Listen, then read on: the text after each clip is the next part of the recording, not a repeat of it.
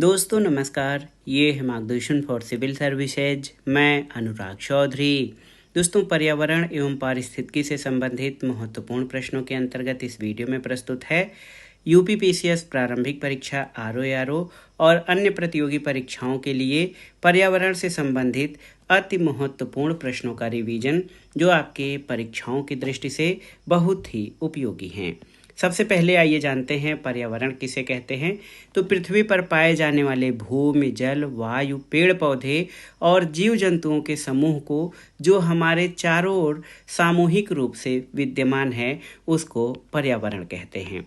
तो आप जान लीजिए दोस्तों, पर्यावरण ये जो है परि प्लस आवरण, परि प्लस आवरण से बना है। यानी परि का अर्थ है हमारे आसपास या चारों ओर, आवरण का अर्थ होता है घेरा।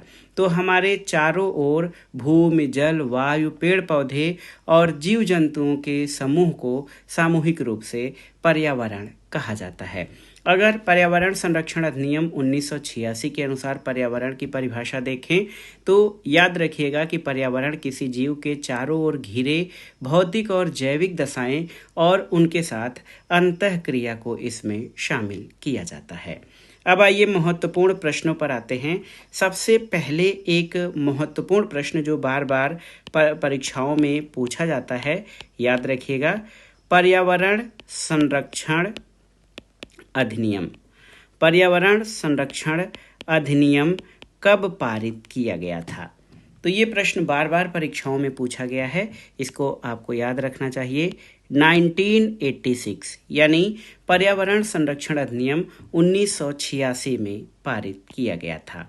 एक और महत्वपूर्ण जो प्रश्न बनता है, भारत में पर्यावरण और वन मंत्रालय, पर्यावरण एवं वन मंत्रालय का जो सृजन हुआ था ये कब हुआ था, यानी किस वर्ष हुआ था?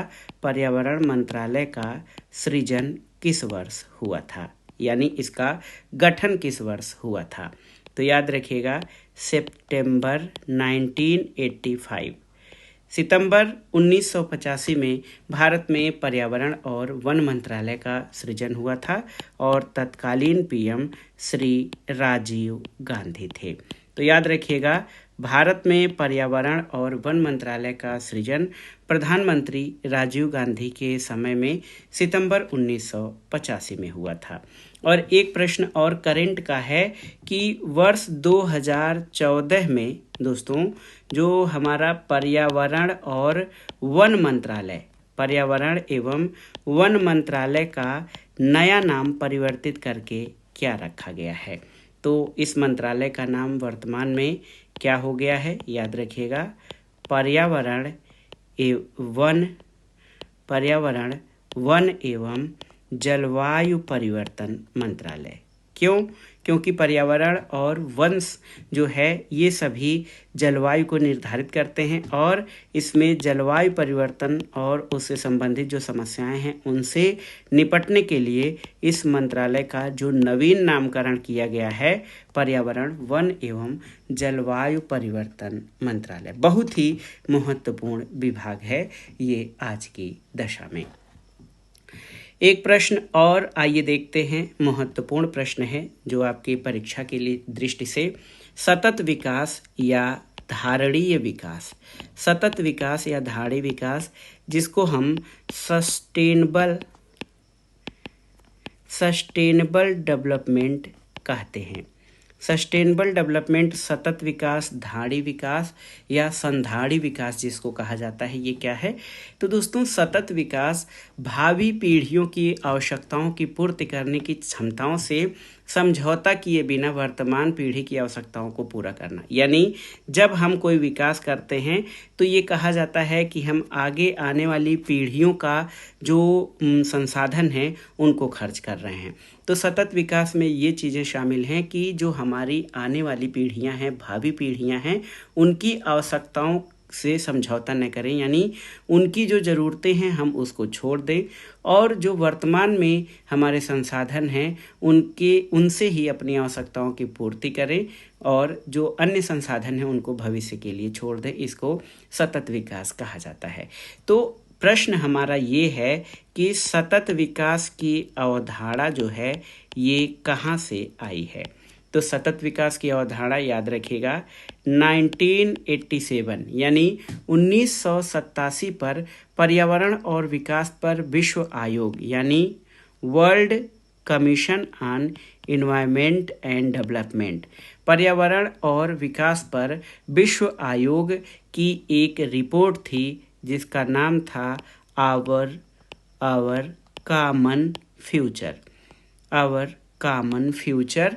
और ये जो है ब्रुटलैंड कमीशन की रिपोर्ट पर थी। इसी में सबसे पहले सतत विकास की अवधारणा जो है इसका प्रयोग किया गया था और इसका जो अवधारणा है इसका विकास 1987 में विश्व पर्यावरण और विकास उपयोग पर पर्यावरण विकास पर विश्व आयोग द्वारा ये शब्द प्रयोग में लाया गया था। तो भविष्य की जो ज़रूरतें हैं आगे आने वाली पीढ़ियों की ज़रूरतों से समझौता किए बिना अपनी ज़रूरतें पूरी करना, ये सतत विकास या जो सस्टेनेबल डेवलपमेंट है उसका अर्थ होता है। एक और प्रश्न देखते हैं दोस्तों, बहुत ही महत्वपूर्ण है। भारत ने नोट करते हैं, भारत ने शुद्ध शून्य कार्बन उत्सर्जन शुद्ध शून्य कार्बन उत्सर्जन का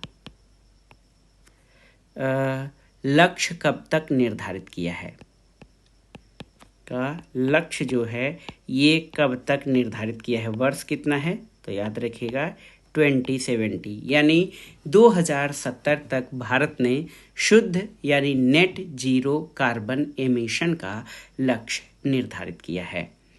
अगले प्रश्न पर आते हैं। महत्वपूर्ण प्रश्न है कि स्वच्छ और नोट करते हैं स्वच्छ और स्वस्थ पर्यावरण, स्वच्छ और स्वस्थ पर्यावरण तक पहुंच को सार्वभौमिक मानवाधिकार, सार्वभौमिक यानी यूनिवर्सल ह्यूमन राइट किसने घोषित किया है। ये प्रश्न बहुत ही महत्वपूर्ण है कि किस संस्था ने स्वच्छ और स्वस्थ पर्यावरण तक पहुंच को सार्वभौमिक जो मानवाधिकार है ये किसने घोषित किया है। तो याद रखिएगा संयुक्त राष्ट्र महासभा यानी UN जनरल असेंबली। संयुक्त राष्ट्र महासभा ने दोस्तों याद रखिएगा कि स्वच्छ और स्वस्थ पर्यावरण तक पहुंच को सार्वभौमिक जो मानवाधिकार है वो घोषित किया है। एक और प्रश्न देखते हैं। एक प्रश्न पूछा जाता है कि जो हमारे SDG का फुल फॉर्म क्या है, याद रखिएगा सस्टेनेबल डेवलपमेंट गोल्स। ये कुल कितने हैं, प्रश्न पूछा जाता है कि जो हमारे सस्टेनेबल डेवलपमेंट गोल्स की संख्या है वो कितनी है। तो हमारे विश्व को बदलने के लिए कुल 17 सतत विकास लक्ष्य निर्धारित किए गए हैं, जिनमें मुख्य रूप से गरीबी कम करना, भूखमरी को कम करना, सभी आयु वर्ग के स्वास्थ्य और स्वस्थ जीवन को बढ़ावा देना, समावेशी विकास, लैंगिक समानता, सभी के लिए सतत आर्थिक विकास, रोजगार और समुचित कार्य करना, और इसके अलावा लचीला बुनियादी ढांचा, देशों के बीच और अंदर असमानता को कम करना, सुरक्षित लचीले और टिकाऊ शहरों का निर्माण, अस्थायी खपत और उत्पादन पैटर्न को सुनिश्चित करना, जलवायु परिवर्तन और उसके प्रभावों से निपटने के लिए तत्काल कार्रवाई, महासागर, समुद्र और समुद्री संसाधनों का संरक्षण और उनका सतत उपयोग करना, स्थलीय जीवों की सुरक्षा करना, स्थलीय पारिस्थितिकी का संवर्धन करना, न्याय संगत, शांतिपूर्ण और समावेशी समाज को बढ़ावा और सतत विकास के लिए वैश्विक भागीदारी को पुनर्जीवित करना, ये सस्टेनेबल डेवलपमेंट के 17 यानी 17 गोल्स हैं। अगला प्रश्न है दोस्तों, जो है आप जानते हैं कि जल चक्र होता है, कार्बन चक्र होता है, नाइट्रोजन चक्र होता है, तो एक महत्वपूर्ण प्रश्न पूछा जाता है कि सौर विकिरण यानी सोलर रेडिएशन की महत्वपूर्ण भूमिका किसमें होती है। सौर विकिरण की महत्वपूर्ण भूमिका किस चक्र में होती है? तो याद रखिएगा दोस्तों, जल चक्र में सोलर रेडिएशन की महत्वपूर्ण भूमिका होती है। और एक प्रश्न है, वर्षा की मात्रा किस पर निर्भर करती है? तो वर्षा की मात्रा या वर्षण कई कारकों पर निर्भर करती है, लेकिन सबसे महत्वपूर्ण क्या है? ये वायुमंडल की नमी। याद रखिएगा, वायुमंडल की नमी पर वर्षा की मात्रा निर्भर करती है। एक और प्रश्न है दोस्तों, ये भी महत्वपूर्ण प्रश्न है कि वायुमंडल में जो हमारा एटमॉस्फेयर है, वायुमंडल में जो कार्बन चक्र है, कार्बन साइकिल है, उसका संतुलन, कार्बन का संतुलन या कार्बन तत्व का संतुलन कौन बनाता है? कार्बन यानी सी, कार्बन का संतुलन बनाने का कार्य कौन करता है? तो याद रखिएगा, कार्बन चक्र जो है प्रकृति में कार्बन का संतुलन बनाए रखने का कार्य करता है। आप जान लीजिए दोस्तों कि कार्बन चक्र कैसे होता है। तो आप देखिए, सबसे पहले तो कार्बन कैसे उत्सर्जित होता है। कार्बन जंतु श्वसन या उत्सर्जन से कार्बन डाइऑक्साइड उत्पन्न होता है और इसको पेड़ पौधे अपने भोजन बनाने में प्रयोग करते हैं। इसके अलावा फैक्ट्री और परिवहन से कार्बन और कार्बन डाइऑक्साइड का उत्सर्जन होता है और सूर्य के प्रकाश में पौधे इसका उपयोग करके ऑक्सीजन निर्मित करते हैं। इसके अलावा मृत जीव और अपशिष्ट उत्पाद या जीवाश्म और जीवाश्म ईंधन, इन सब से भी कार्बन जो है उत्पन्न होता है और ये पेड़ पौधों के भोजन बनाने के काम आता है। पेड़ पौधे उप उत्पाद के रूप में जो है इससे ऑक्सीजन निःसृत करते हैं, जो मानव और अन्य जीवधारियों के जीवन के लिए बहुत ही आवश्यक है। अगले प्रश्न पर आते हैं। ये प्रश्न भी बहुत ही महत्वपूर्ण है दोस्तों, आप जान लीजिए। एक प्रश्न है कि कौन कौन से जो जीवाणु हैं वो नाइट्रोजन स्थिरीकरण करने में सहायक जीवाणु हैं। आपने पढ़ा भी होगा, नाइट्रोजन स्थिरीकरण या स्टेबलाइजेशन में कौन कौन से जीवाणु सहयोगी होते हैं। तो याद रखिएगा, एजेटोबैक्टर, मैं नोट कर दे रहा हूँ, एजेटोबैक्टर, राइजोबियम,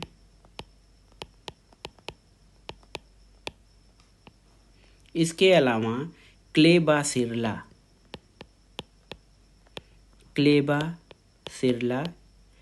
ये जीवाणु जो है ये नाइट्रोजन स्थिरीकरण में सहायक होते हैं।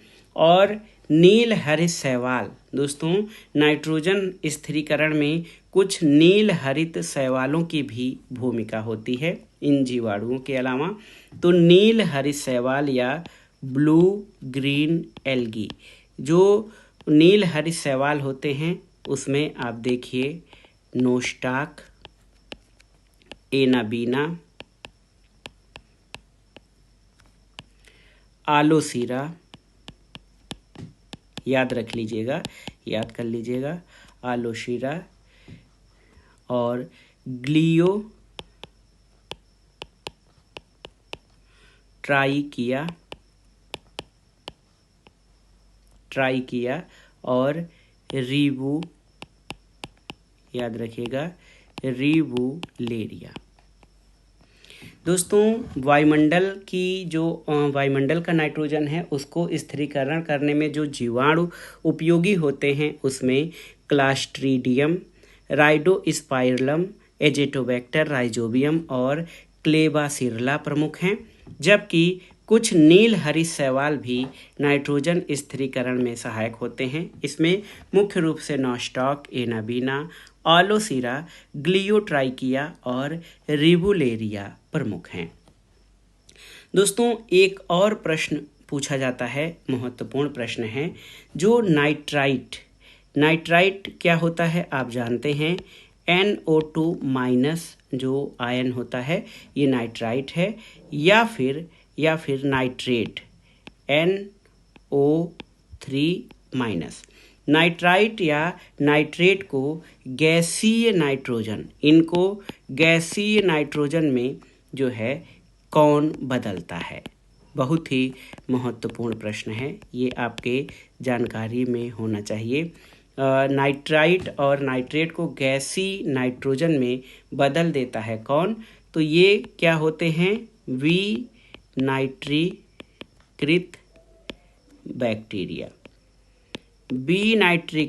बैक्टीरिया जो होते हैं, इसके उदाहरण में क्या है, स्यूडोमोनास जैसे बैक्टीरिया जो है नाइट्राइट और नाइट्रेट को जो है नाइट्रोजन में परिवर्तित करते हैं। एक और प्रश्न है जो आप जानते हैं, ये बार बार परीक्षाओं में भी पूछा जाता है कि दलहनी पौधों की जड़ों में, जो दलहनी पौधे होते हैं उनकी जड़ों में कौन नाइट्रोजन स्थिरीकरण करने वाला सहजीवी जीवाणु या बैक्टीरिया कौन सा है। नाम याद रख लीजिएगा कि दलहनी पौधों में नाइट्रोजन का स्थिरीकरण राइजोबिया या राइजोबियम नामक जीवाणु के द्वारा होता है। ये एक प्रश्न रहा। इसी तरह एक प्रश्न और महत्वपूर्ण है कि कुछ बैक्टीरिया में नाइट्रोजन स्थिरीकरण की प्रक्रिया बाधित हो जाती है, किससे, तो ऑक्सीजन की उपस्थिति से। दोस्तों, जब ऑक्सीजन उपस्थित होता है तो कुछ बैक्टीरिया में नाइट्रोजन स्थिरीकरण की प्रक्रिया बाधित हो जाती है। और बहुत ही महत्वपूर्ण है कि एक प्रश्न पूछा जाता है प्रकाश संश्लेषण या फोटोसिंथेसिस में जो ऑक्सीजन निकलती है, प्रकाश संश्लेषण के समय जो वातावरण में ऑक्सीजन प्राप्त होती है, ये किससे प्राप्त होती है। तो याद रखिएगा, हरे पेड़ पौधे सूर्य के प्रकाश की उपस्थिति में वायुमंडल के कार्बन डाइऑक्साइड और जल की उपस्थिति में ग्लूकोज और ऑक्सीजन का निर्माण करते हैं, और ये ऑक्सीजन जो होती है ये H2O यानी जल से निर्मित होती है। तो याद रखिएगा, प्रकाश संश्लेषण की क्रिया में वातावरण में जो ऑक्सीजन निर्मुक्त होती है वो जल से निर्मुक्त होती है। और लास्ट क्वेश्चन इस वीडियो का कि पृथ्वी पर प्राप्त कुल प्रकाश, पृथ्वी पर प्राप्त जो प्रकाश है इसका कितना प्रतिशत भाग, प्रकाश का कितना प्रतिशत फोटोसिंथेसिस या प्रकाश संश्लेषण, देखिए फोटोसिंथेसिस या प्रकाश संश्लेषण में प्रयुक्त होता है। तो प्रकाश संश्लेषण कौन कौन से लोग करते हैं, हरे पेड़ पौधे, वनस्पतियां, शैवाल, ये ही प्रकाश संश्लेषण की क्रिया करते हैं, और इसमें लगभग 2 से 3% जो है प्रकाश का उपयोग किया जाता है। यानी पृथ्वी पर प्राप्त कुल प्रकाश का प्रकाश संश्लेषण द्वारा केवल 2 से 3% ही उपयोग किया जाता है। तो दोस्तों, ये था आज का वीडियो। पर्यावरण और पारिस्थितिकी से संबंधित महत्वपूर्ण प्रश्नों के रिवीजन के अंतर्गत इस वीडियो में हमने UPPCS प्रारंभिक परीक्षा, अन्य राज्य लोक सेवा आयोग जैसे उत्तराखंड, बिहार, राजस्थान और MPPCS द्वारा आयोजित परीक्षाओं के सामान्य ज्ञान और सामान्य अध्ययन के पर्यावरण पारिस्थितिकी खंड के लिए हमने इन महत्वपूर्ण प्रश्नों को कवर किया है। ये प्रश्न आपके आगामी परीक्षाओं के लिए बहुत ही उपयोगी और महत्वपूर्ण हैं। आप इन प्रश्नों को तैयार कर लीजिएगा। ये वीडियो आपको कैसा लगा हमें कमेंट बॉक्स में ज़रूर बताइएगा। वीडियो को लाइक करें, शेयर करें और इस चैनल मार्गदर्शन फॉर सिविल सर्विसेज को सब्सक्राइब करें। वीडियो देखने के लिए धन्यवाद दोस्तों, नमस्कार।